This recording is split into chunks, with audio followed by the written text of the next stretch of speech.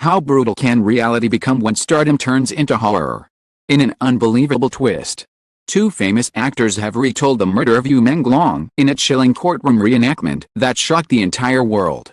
What truly happened on that fateful night?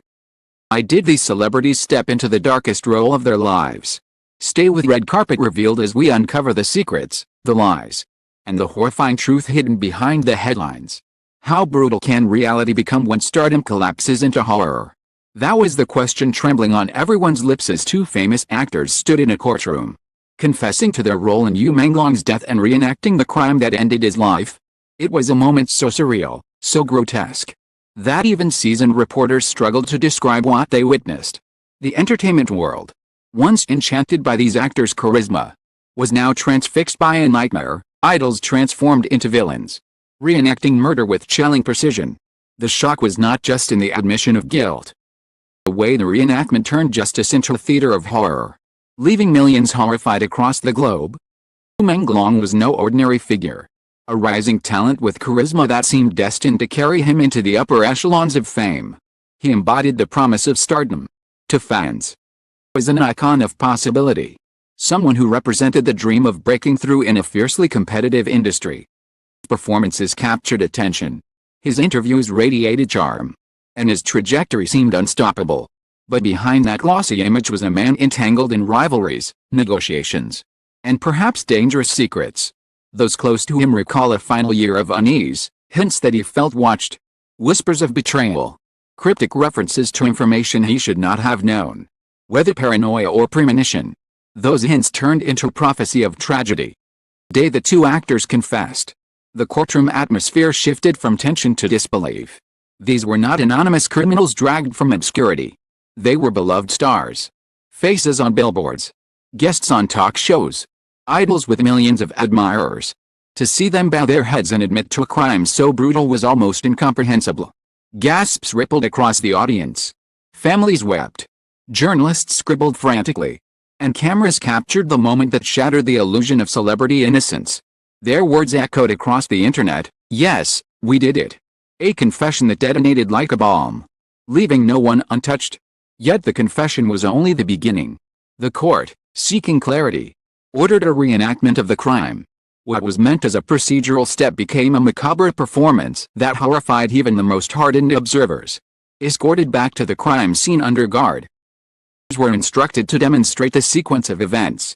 They moved mechanically, recounting each step, the argument, the escalation, the violence that claimed Menglong's life. Witnesses described the atmosphere as suffocating, the silence heavy enough to crush. When the actors gestured toward the exact moment of the fatal blow, gasps and cries filled the air. It was not a film, not a drama, it was reality replayed, unbearably brutal. The media captured every detail. Headlines screamed stars reenact murder, and from idols to killers, clips from the reenactment flooded social media, dissected frame by horrified viewers.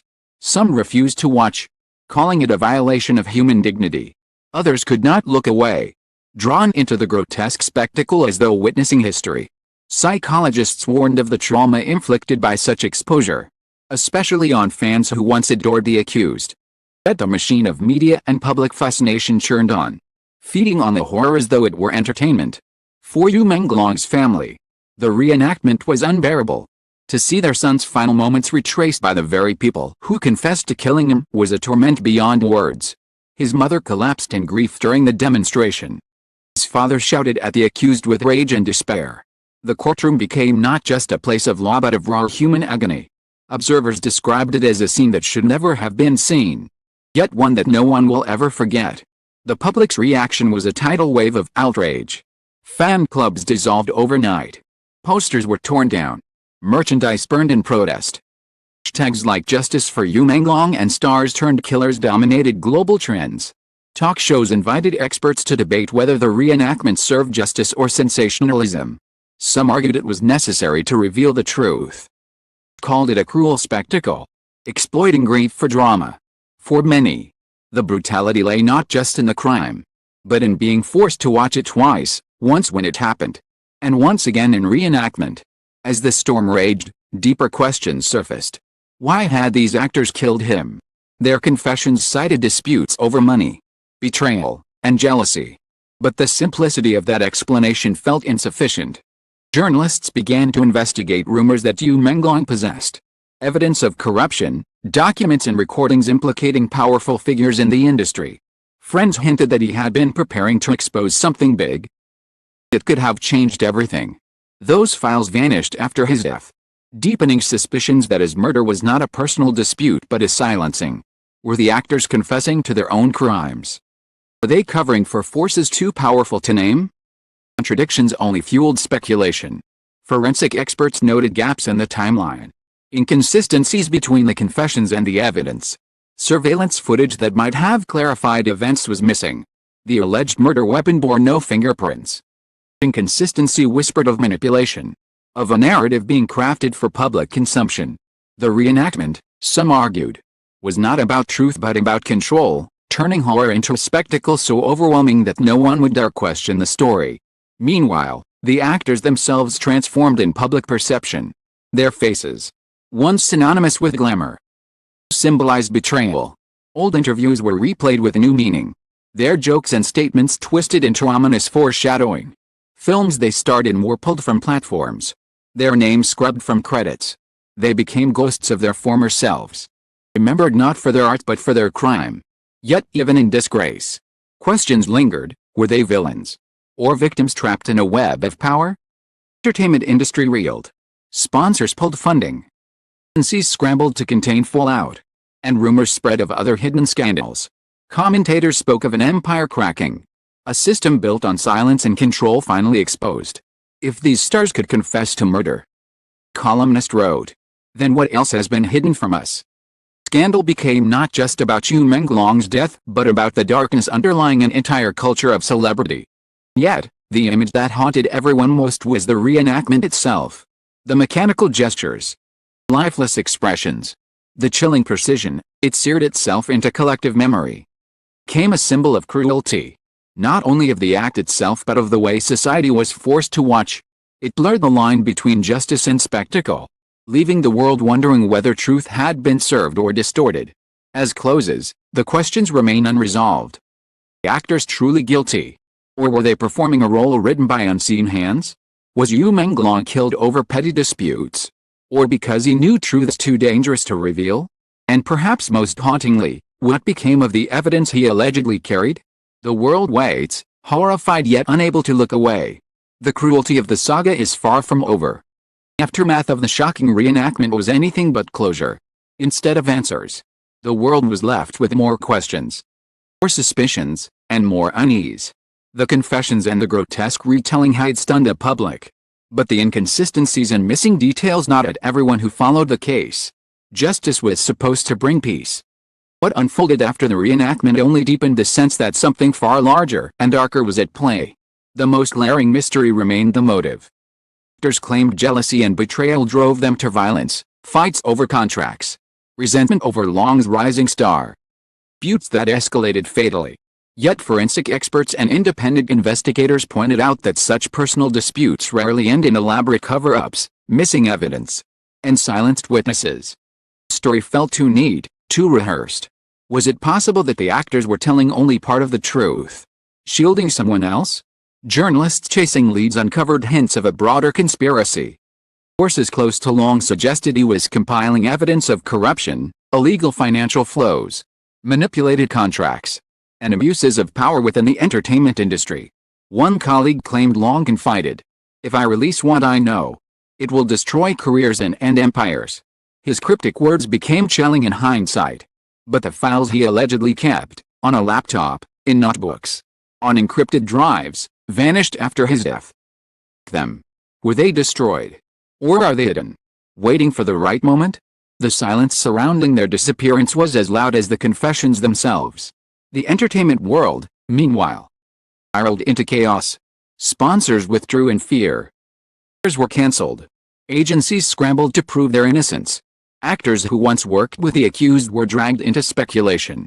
If they could do this, fans wondered, what about everyone else? The industry's carefully crafted facade cracked open, revealing the possibility of systemic cruelty hidden beneath the glamour. The case no longer belonged only to the courtroom. It had become a symbol of betrayal, corruption, and the dangerous price of fame. Reaction evolved from shock to suspicion. At first, fans were horrified by the confessions and reenactment, devastated by the fall of their idols. But as inconsistencies surfaced, doubt spread. Online debates raged. Were the actors truly guilty? Or had they been scapegoats in a larger scheme? Some pointed to their mechanical, detached demeanor during the reenactment as evidence of coercion. It looked like they were acting out a script. One commentator argued, "I believe the reenactment was designed to terrify the public into accepting the story without question. The very tool meant to show truth now seemed like another performance, blurring the line between justice and spectacle." The family of Menglong refused to stay silent. Standing before cameras, they demanded deeper investigation. The official narrative incomplete. His father's words echoed with fury, "We want the whole truth, not half-truths dressed as confessions. My son did not die for this circus. He died because he knew something. Find out what it was." His plea resonated with millions who felt justice had been twisted into theater. As protests grew outside courthouses and studios, an invisible battle raged. Journalists reported intimidation, threats, sudden censorship of articles probing too deeply. Whistleblowers vanished from public view. Online accounts raising alternative theories were deleted overnight. The chilling sense of an unseen hand manipulating the narrative left the public in dread. Was the reenactment not just a grotesque replay of murder? Tool of control, meant to terrify people into silence? Psychologists weighed in, describing the collective trauma inflicted on society. Fans struggled to reconcile the faces of beloved actors with the brutality they confessed to. "It feels like our innocence was murdered too." Fan wrote online. Children who once idolized the stars now had nightmares of them as killers. The cruelty extended far beyond the crime itself. It lived in the shattered trust, the broken illusions. The horror replayed again and again on screens. As the trial neared its conclusion, anticipation swelled. Reporters camped outside. Citizens waited for the verdict that promised closure. Yet when the gavel finally struck, declaring the actors guilty, the reaction was not relief but unease. The sentences were severe. The verdict felt hollow. The files long allegedly kept were never recovered.